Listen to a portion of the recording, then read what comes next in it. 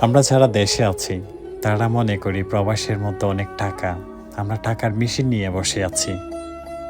আবার এমনও অনেককে বলতে শুনেছি কি এর ছেলেটা বড় বড় দালান বাঁধতেছে, অনেক টাকা।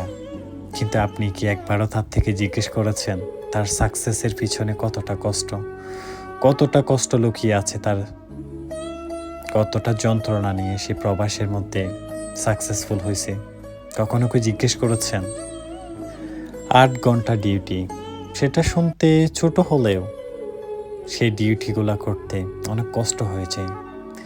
যখন রুমে আসি ক্লান্তময় শরীর নিয়ে, তখন চোখে খুঁজে ঘুম, তখন আবার মনে হয় কালকে ডিউটি আছে তো, কালকে ডিউটি করতে পারবো তো।